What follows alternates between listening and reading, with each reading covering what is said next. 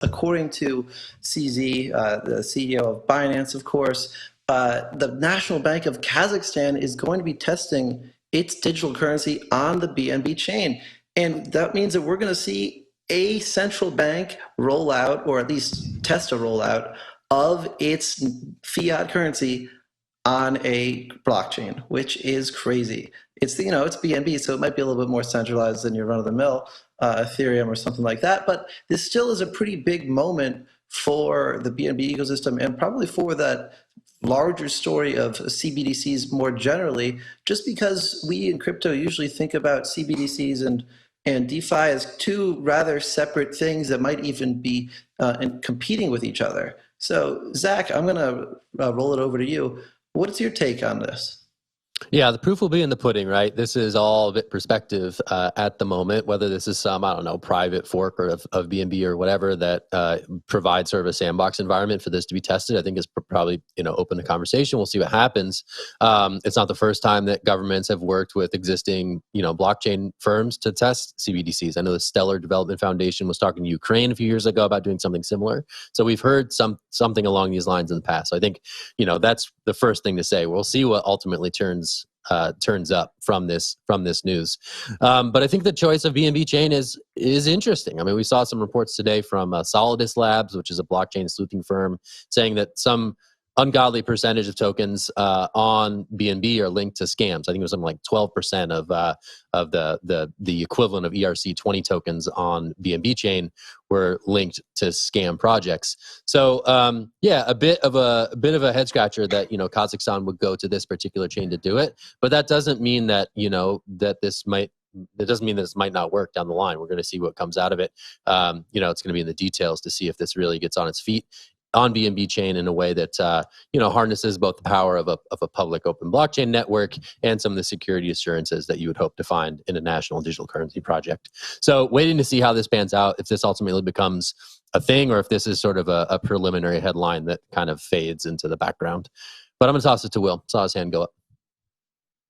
12% seems low. That's my first point. 12% seems awful low. Probably a little more scam coins on BNB Chain. I think on most chains, if you can launch your own token, you're going to get a few scams out there. And I agree with you guys. I think this is a little odd to select BNB for this. And the reason being is we don't have a lot of regulatory clarity around BNB or a lot of these chains yet. And so I'm actually surprised they didn't go and pursue their own thing.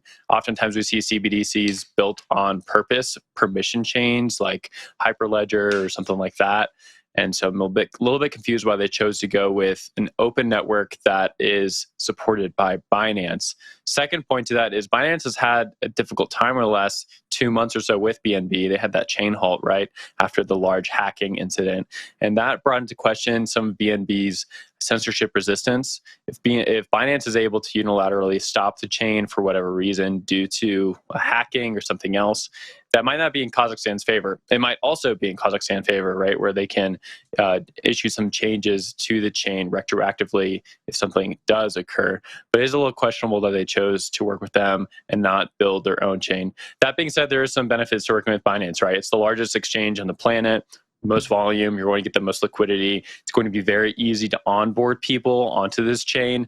We have a lot of reports that people actually use Binance. They use a Binance account as their bank account in a lot of developing countries. They don't have bank accounts with local branches of local banks in their regions. They work with Binance directly on their mobile phones. So this might be an extension of that. Kazakhstan just understanding who their product is and who their market is and deciding to build on top of Binance. Jen, I'll throw it down to you.